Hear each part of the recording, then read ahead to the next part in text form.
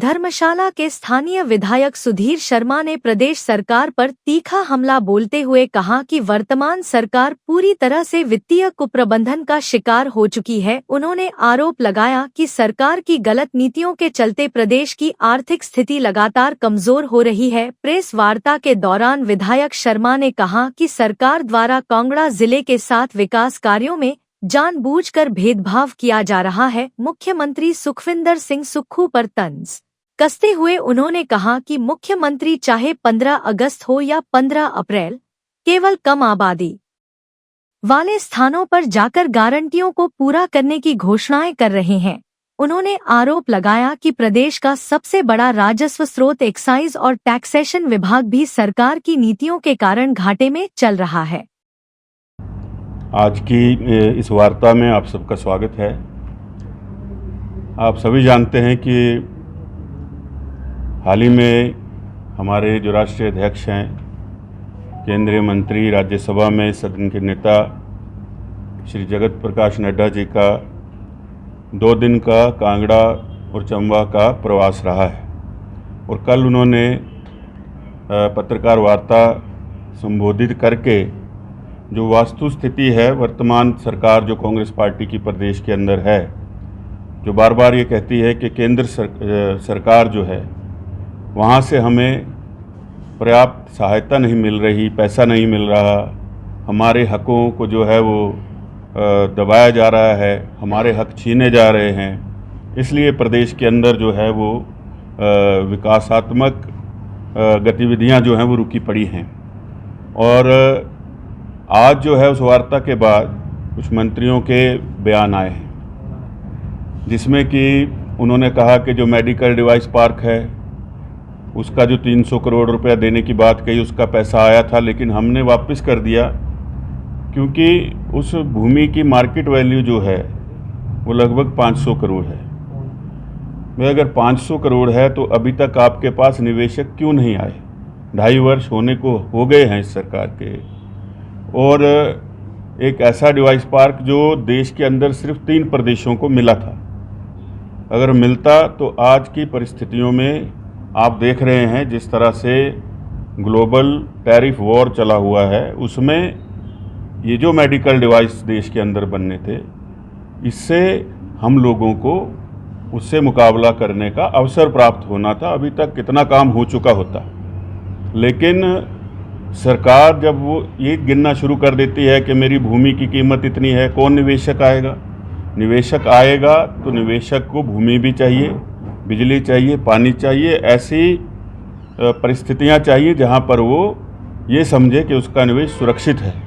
और सिर्फ भूमि से ही आंक लेना कि 500 करोड़ की हमारी भूमि है, आप उससे जुड़ा हुआ रोजगार नहीं देख रहे हैं, आप उससे जुड़ा हुआ ये नहीं देख रहे हैं कि प्रदेश को आर्थिक लाभ कितना होगा। तो एक संकुचित सोच से वर्तमान प्रदेश सरकार जो है काम कर रही है। आज 2.5 वर्ष हो गए हैं, मुख्यमंत्री हर 15 अप्रैल 15 अगस्त को ऐसी जगह ढूंढते हैं जहां आबादी कम है।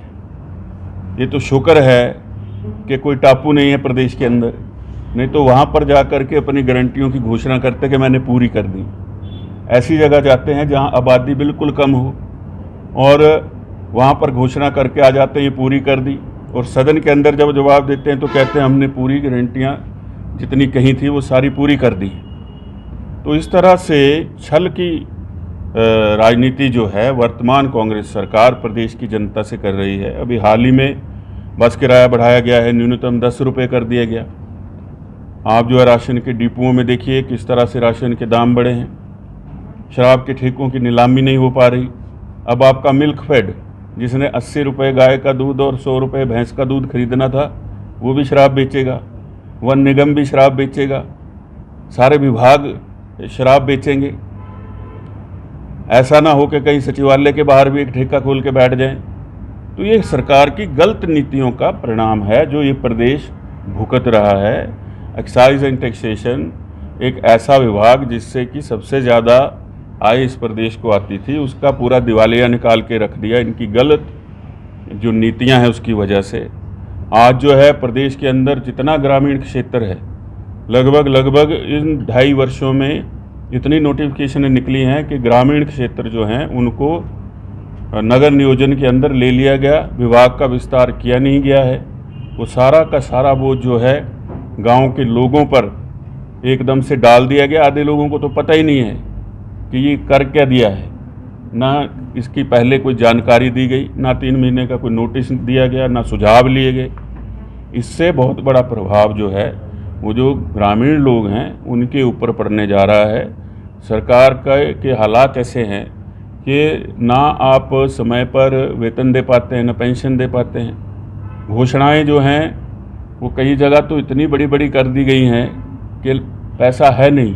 केंद्रीय विश्वविद्यालय का तो 30 करोड़ हो नहीं रहा, उसके लिए तो पैसा है नहीं। तो फिर ये पैसा कहाँ से आ रहा है? ये पैसा जो कल श्रीमान जगत प्रकाश नड्डा जी ने गिनाया कि अलग अलग मदों में जो मिला उसको डाइवर्ट करके पेंशन्स में, सैलरीज में और अलग अलग जगह उसको खर्चा गया है, जो कि बहुत बड़ा वित्तीय घोटाला प्रदेश के अंदर, हिमाचल प्रदेश के अंदर हुआ है।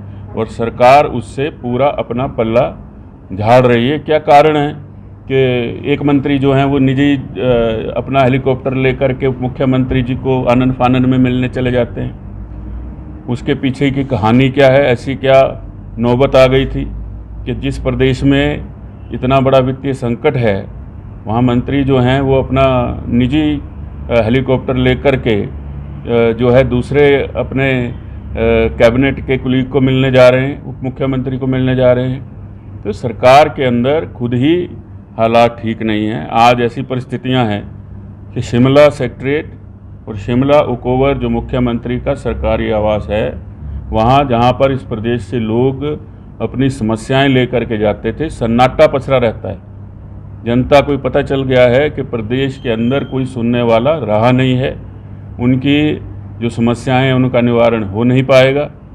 लेकिन सिर्फ अपने झूठ को छुपाने के लिए जो है वो लगातार मुख्यमंत्री से लेकर सारे के सारे लोग जो हैं बार बार राजनीतिक जो है वो अपनी रोटियां सेक रहे हैं। नेशनल हेराल्ड के बारे में जब पूछा गया तो कहा हमारा अपना अखबार है, उसको हम और भी देंगे, जितना मन चाहेगा और ऐड देंगे। ऐड तो उसको देनी चाहिए जो छपता हो, जिसकी कोई प्रति ही नहीं छपती हो।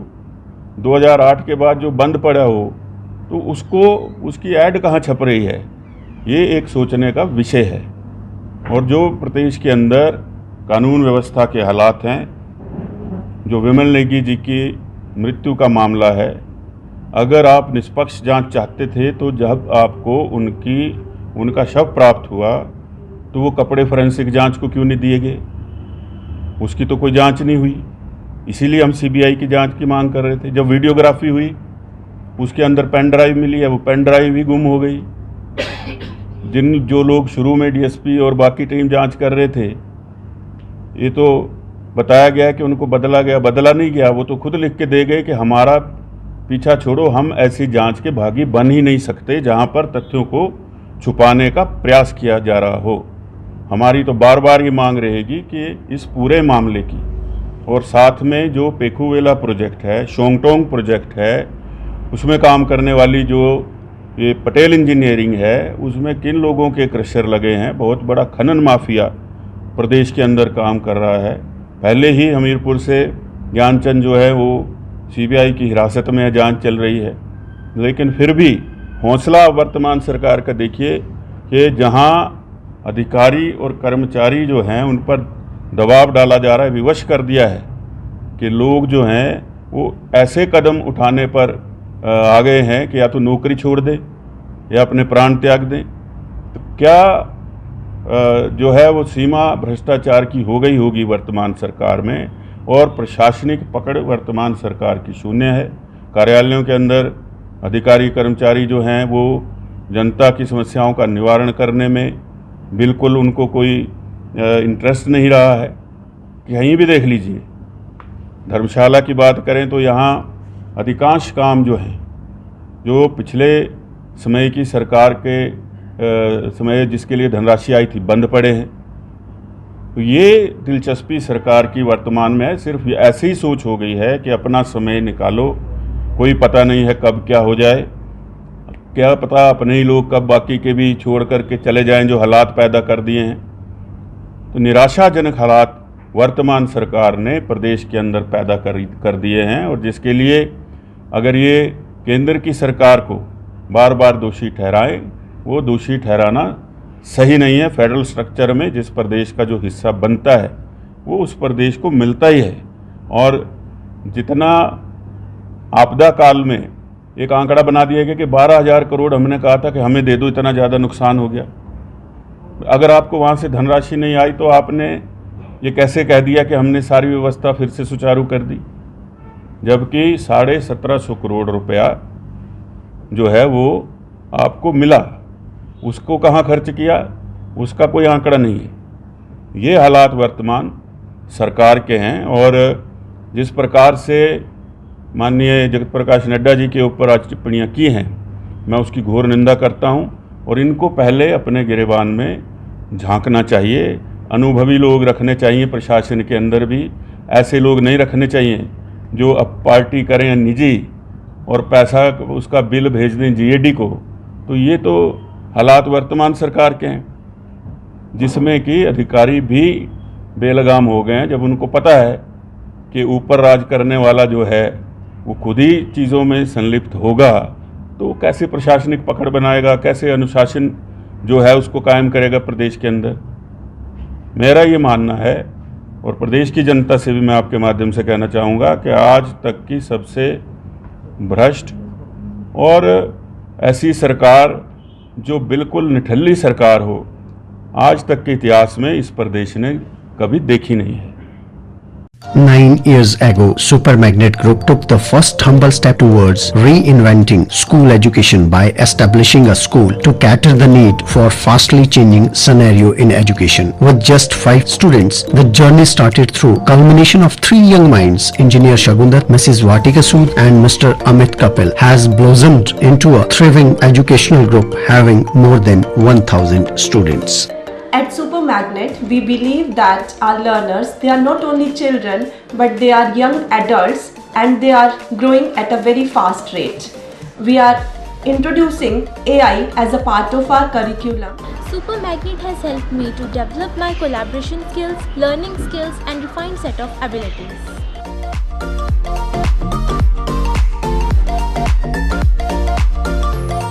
I have the opportunity to be the captain of our school team. At Super Magnet, special focus is given on the sports by our coach. We are creating the environment that will help and encourage our students who think out of the box. We are developing the learning techniques that will help our students to be the change makers and the leaders in the society. It's not just a school, but a family to all of us.